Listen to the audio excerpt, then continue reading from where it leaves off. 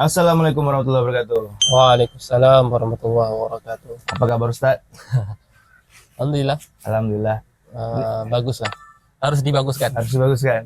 Ini ngobrol-ngobrol kita yang pertama nih Ustaz. Siap.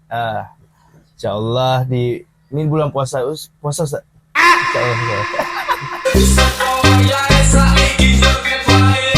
Dua kata lucu ya, Ustaz puasa, Ustaz nggak puasa. Oke, Dia harus dijawab iya sih. harus jawab ya. Kalau enggak, Walaupun nanti bisa diartikan puasa lain kan. Nanti bahasa. aduh. Jadi ini Ustaz Zen ya Ustaz ya? Ya, Ustaz Zen, Insya Allah. Katanya tamatan Kairo Ustaz. iya jadi ya saya 2018 berangkat. Jadi 2022 bulan Juli membawa LC dari Azhar. Membawa S1. LC. Oh, berarti tamatnya 2022. Ya, baru masih anget nih. Masih hangat ya? Ya, masih ya pengangguran S1 lah. Jadi berangkatnya 2018. Ya 2012 akhir 5 tahun bisa balik. Puasa di sana gimana Ustaz? Di sini kan lumayan lah ya panas ya karena agak khatulistiwa ya. Salah satu hikmah Ramadan itu bukan Masehi tapi Hijriah. Hijriah. Nah, Hijriah ini plusnya berputar dia. Karena kan beda 15 hari kan. Jadi berputar terus. Jadi karena Mesir itu ada musim panas dan musim dingin, jadi kebagian pernah merasakan pas musim panas, pernah merasakan pas musim dingin. Iya. Cuma yang pasti itu Ramadan pasti pas ujian di Al-Azhar itu. Yang berat di situ. Salju nggak ada Ustaz? Kalau di Kairo-nya nggak salju, Oh, tapi ada di dua provinsi Alexandria dan Sinai. Dua provinsi itu salju. Jadi ya kalau di Alex tuh, kalau di Kairo tuh sampai sekitar antara 5 Celcius lah musim dingin. Karena yang saya tahu itu kan Alexandria itu dari Peter Pan. Nama kamu siapa? Bagas. Alexandra. Ya, Masya kalau Allah. Arabnya sih Iskandaria. Berarti LC ini sendiri itu fokus di bidang apa Ustaz? Maksudnya itu apakah umum apa gimana Fakultas. gitu? Di Al-Azhar itu ada, tentunya ada fakultas agama dan fakultas umum. Kedokteran pun ada, apoteker pun ada. Nah, kalau agama itu ada usuluddin, syariah, dirasat Islamiyah, lugah Arabiyah, dan dakwah Islamiyah. Nah, saya masuk di dakwah Islamiyah. Dakwah Islamiyah. Nah, akan tapi maksud dari dakwah Islamiyah itu adalah perbandingan agama. Keren. Maksudnya. Kayak Zakir Naik ya? Nah, jadi kalau benar-benar S1, S2, S3 Al-Azhar, nah insya Allah seperti Dr. Zakir Naik. Masya Allah. Karena saya di fakultas lebih banyak mempelajari Taurat dan Injil daripada Al-Quran. Oh iya. Ya, jadi saya harus aktif, harus ikut kelas non formal laki-laki untuk mencukupi ilmu Al-Quran saya, hadis, Masya Allah. tafsir. Tapi kalau ngandalin fakultas doang malah lebih pinter Injil sama Taurat ya. Karena fokus perbandingan agama. Di Al-Quran dijelaskan bahwasanya Taurat dan Injil tuh sudah benar Digabung. bukan yuharrifuna, diganti. Yubaddil, yuharrif, ada yang diganti atau ada yang dirubah hanya beberapa kata, ada yang diganti, benar-benar diganti. Maka memang bahkan ulama-ulama mereka pun sepakat bahwasanya Injil, Taurat zaman dulu dengan yang sekarang udah beda. Makanya mereka ada yang namanya muktamar kalau bahasa kitanya.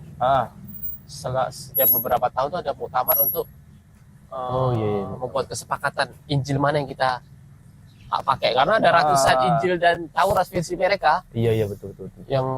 Yang mazhab ini punya sendiri, ratusan. Akhirnya mereka buat muktamar untuk kesepakatan mana yang mau kita jadikan sebagai patokan. Seperti itu. Mereka pun berbeda-beda.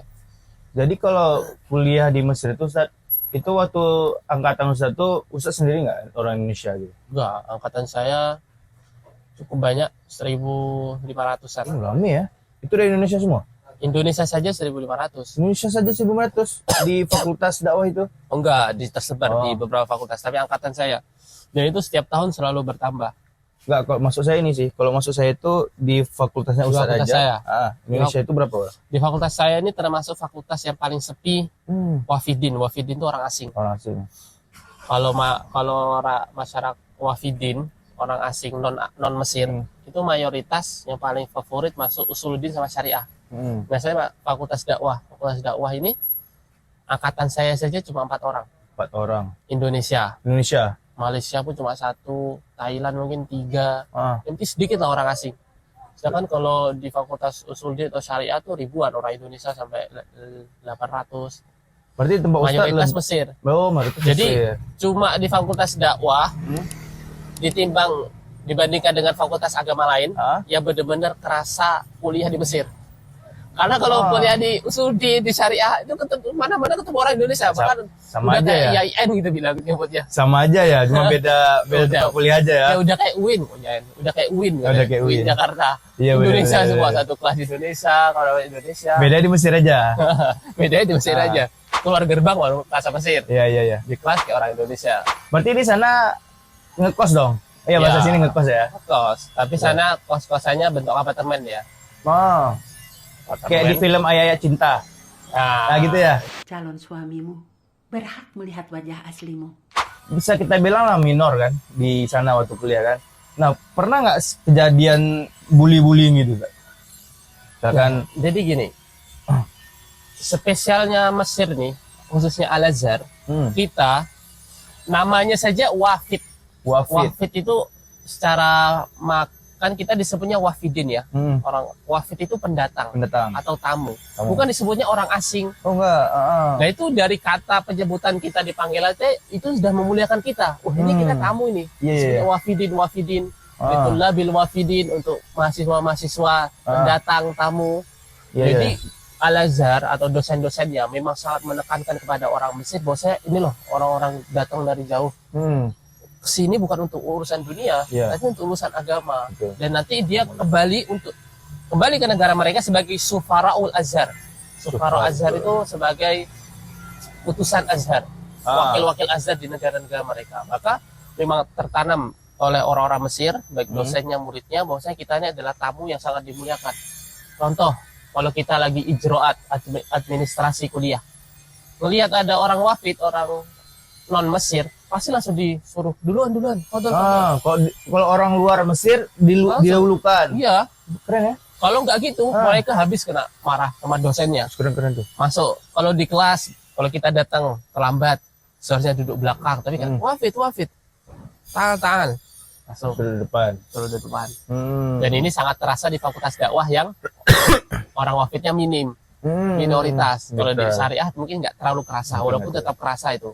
Iya. Tapi kalau kami fakultas dakwah, wah udah sangat, udah lah kita mau jalan tuh selalu disapa, woi minta WhatsApp-nya, foto gitu, karena minoritas juga kan. Friendly ya, berarti Oh, orang banget. situ ya. Nah, ini kan lagi hot nih Ustaz, yang kasus bullying. Sebenarnya bukan hot sih, itu memang kayak mau bilang tradisi pun kita malu kan. Tapi memang faktanya itu sering terjadi itu, khususnya tuh di dunia pendidikan di Indonesia. Kayak kemarin tuh pernah ada yang anak sampai masuk rumah sakit. Dan baru-baru ini tuh ada bully tentang yang anak selebgram itu kan, yang sampai anak itu dipukul sama baby sister. Itu kan dilihat di CCTV sampai saya sendiri pun geram gitu lihat kok bisa tega sama anak kecil. Nah, kalau pandangan Islam tentang bullying ini gimana sih, Ustaz? Jadi memang kalau menurut saya ini bicara soal akhlak, adab. Memang umat Islam hari ini memang minim adab. Maka dari itu Rasulullah SAW menekankan innama bu'itsu liutammima makarimul akhlak. Maksudnya saya diutus sebagai nabi, sebagai rasul, menyampaikan Al-Qur'an. Poin besarnya itu untuk diutammima makarimul akhlak, untuk memperbaiki akhlak. Dari akhlak itulah nanti kita akan tahu ketika kita berhadapan kepada Sang Pencipta, apa sih akhlak terbesar yang harus kita kerahkan kepada Sang Pencipta? Ya tunduk padanya. Akhlak kepada seorang nabi yang sudah mengorbankan jiwanya untuk memberikan kepada kita ilmu dunia dan akhirat. Apa akhlaknya? Kita memuliakan, mengikutinya, mendengarkan apa yang dikatakan kepada seorang muslim, kepada anak-anak. Itu jadi, dan apabila kita melihat dalam Al-Quran, khususnya surah Al-Hujurat, itu banyak dijelaskan tentang adab-adab. Maka Islam sangat menekankan soal adab. Ada perkataan ulama yang sangat masyhur, berkata Ibnu Mubarak, beliau mengatakan saya menuntut ilmu 50 tahun. 50 tahun. 30 tahun belajar adab, 20 tahun belajar ilmu. Oke, Imam Syafi'i dong. Ya, Ah, 50 tahun, 30 tahunnya 30 belajar tahun. adab, 30 tahun adab doang ya. 20 tahunnya belum belajar ilmu. Iya iya. Sekarang beda, adab Hmm. nggak diperhatikan, ilmu aja. Itu pun ilmu dari Google. Ya ilmu dari Google. Iya iya betul. Habis itu kalau udah ikut ceramah 2 hari, waktu keluar seakan-akan udah kayak ustadz hebat. Nah, gitu. itu udah langsung di story. Hinanya kau dirimu. Iya. Iya, Lihat iya. orang nggak pakai kerudung, duduk neraka. Neraka nih. Aduh. Iya iya betul betul. Nah, sayang banget seperti itu. Mm-mm. Berarti bullying ini memang salah satu faktor itu karena pendidikan adab yang kurang ya. Betul, bagi adab yang kurang. Maka dari itu, kalau di Ismu Yahya ini kan ada kutab. Tetap. Dia kan mengambil sistem belajarnya dari Ustadz Budi Azhari. Budi Azhari Budi kan Azhari. beliau sangat mengamati soal sejarah. Mm-mm. Dan dalam metode beliau, dalam sekolah, dalam kutab ini sederajat SD lah. Itu memang sangat ditekankan adab sebelum ilmu. Adab sebelum ilmu. Iya. Adab sebelum ilmu. Benar-benar pelajaran adab itu sangat diutamakan daripada ilmu itu sendiri. Mm. Dan adab itu nanti kembali ke gurunya, ke lingkungannya, orang tuanya pun juga harus diajari. Nah, pembahasannya panjang lah. Yang penting harus memahamkan kepada tempat belajar bahwasanya adab itu sangat penting daripada murid itu sendiri. Nah, berarti kalau kira-kira sih kenapa sih orang bisa sampai tegaan gitu ya? Kok Ya, jadi bisa gitu? menurut saya ini Nah. memang sangat-sangat fatal. Iya. Kita sebagai manusia zalim kepada anjing saja itu dihisap nanti di akhirat Iya. pada anjing. Iya. Si baby sister yang pertama, dia mendapatkan amanah dan tanggung jawab untuk menjaga. Satu. Itu pun seharusnya tanpa melihat adab pun sudah seharusnya dia melakukan baik. Iya. Dia udah digaji, diamanahi. Nah, kedua, dia korbannya anak kecil. Korban, iya betul. Itu nggak usah bicara adab, soal manusiawi aja seharusnya Iya, orang udah paham. Manusia ya. Sesama Nah, manusia. Iya, betul. Kita pun sebenarnya kepada anak anjing aja udah bermasalah juga kan. Nah, apalagi Ini sama anak manusia. manusia. Iya. Dia udah berumur. Ah. Jadi kejauhan kalau kita bahas adab, bahas dua ini aja udah fatal. Udah batal ya betul. Karena Rasulullah SAW juga bersabda, kullukum mas'ul wa kullu mas'ulun ar-ra'iyati. Bahwasanya kita ini semua memiliki amanah, tanggung jawab, dan kita akan ditanyai pertanggungjawaban kita di akhirat. Iya. Maka susah juga menjelaskan ini, cukup fatal. Maka dari itu hikmahnya naiknya cepat gitu. Kenapa naiknya cepat? Karena ini memang sudah fatal gitu. Di sisi lain mungkin anaknya juga korbannya juga anak dari selebgram yang Allah amanahi banyak followers. Di sisi lain memang ini sebuah kefatalan yang memang harus selayaknya di-up-kan biar orang sadar juga seperti itu. Yang harus ditanamkan kesadaran. Kesadaran ilmu itu, bukan ilmunya. Kesadaran dari ilmu itu. Ya, kenapa sih harus belajar adab? Kita ini sebagai manusia harus memperhatikan dua hal. Hablum minallah wa hablum minan nas. Hubungan dengan Allah dan hubungan dengan manusia. Kita manusia yang hanya fokus pada hubungan Allah saja, itu tidak bisa selamat nanti di akhirat. Ada banyak dalilnya. Kita harus juga memperhatikan hubungan dengan manusia. Apa manfaatnya kita sholat tahajud sepanjang malam tapi di siang hari menzalimi orang? Itu hadisnya sangat jelas bahwasanya dia nanti pahalanya akan ditransfer ke orang yang zalimi. Apa kita manfaatnya sedekah 100 miliar, tapi di saat bersama kita menghina orang yang kita kasih sedekah itu, tidak bermanfaat. Maka di dalam Islam harus memahami kesadaran hablum minallah wa hablum minan nas. Belajar pun juga memahami esensi ilmu tersebut.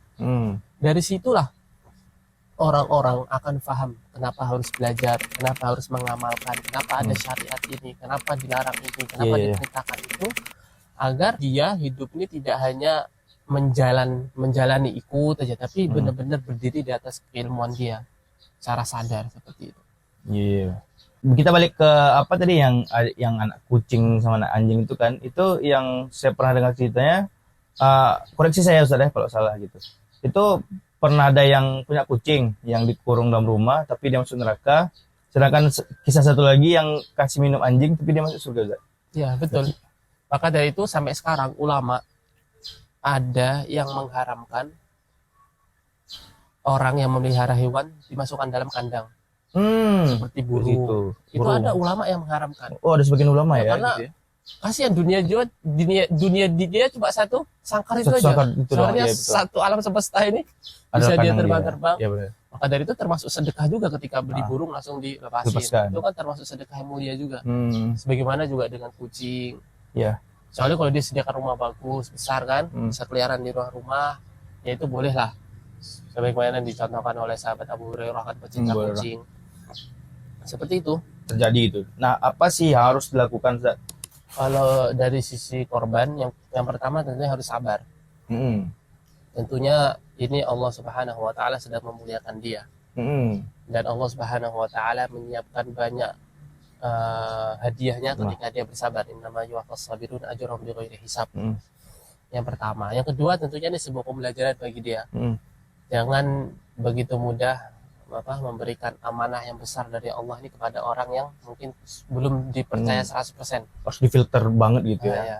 Betul. Apalagi kalau di dalam di dalam Islam ini anak ini tanggung jawab yang begitu besar. Hmm. Maka dari itu kalau bisa diasuh sendiri ahsan. Iya, Lebih bagus. lebih bagus. Tapi kalau misalkan ada amanah-amanah lain, ya udah diamanahkan kepada babysitter atau seharusnya keluarga dia sendiri biar lebih Iya. terjaga. Kemudian yang ketiga, dia memiliki hak. Kalau di dalam Islam sih kisos Kisos. di dalam Islam. Tapi karena kita di negara hukum, ya ikutilah aturan-aturan hukum Iya. lewat jalur-jalur hukum. Ya kalau nggak salah sebenarnya sudah diproses dan sudah divonis ya, Iya, betul. seperti itu. Emang kalau kita lihat sih anaknya pun udah dipukul gimana pun masih senyum tuh, Ustaz. Ya, masya Allah. Ya kan? Kayak kita lihat malaikat kecil gitu kan. Ya. Walaupun dipukul dia tetap menunjukkan ke dunia itu senyumannya itu loh kan. Menunjukkan bahwa orang tuanya sudah benar mendidiknya. Betul. Cuma mungkin salah di situ aja kan. Ah. Di sisternya mungkin juga pas lagi hilang kesadaran kan ya. Iya. Stres. Mungkin ada tadabur juga untuk orang tua karena kejadian ini. Ya, membuat orang tua lagi memahami lagi lah sebegitu besar pentingnya menjaga anak ini. Karena fatal juga. Kasihan tuh anak itu bisa sampai masa depannya terganggu juga karena Iya, betul. kesalahan dalam 1 jam itu saja.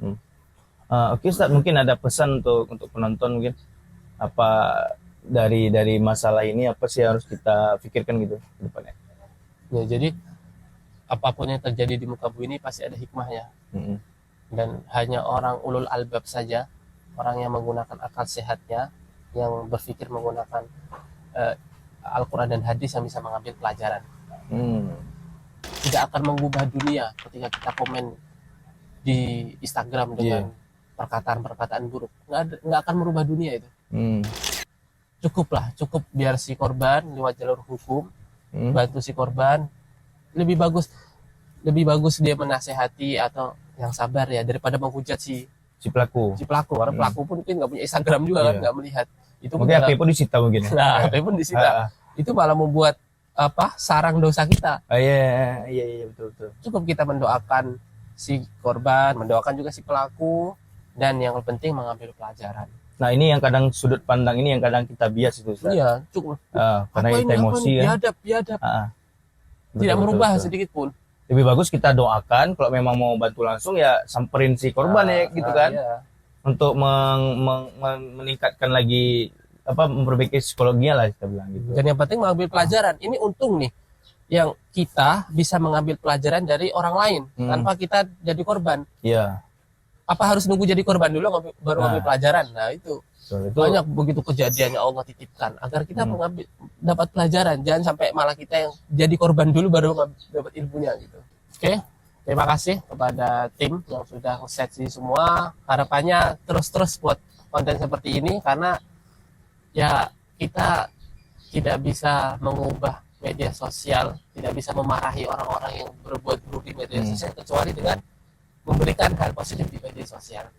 Maka teman-teman yang selalu menonton hal-hal positif seperti ini, tolong di like, komen, dan subscribe, share sebanyak-banyaknya agar teman-teman yang lain di luar sana yang belum mengetahui banyak konten-konten positif di media sosial agar ikut juga meramaikan konten-konten positif di media sosial dan terus ikuti di episode selanjutnya. Barakallahu fiikum.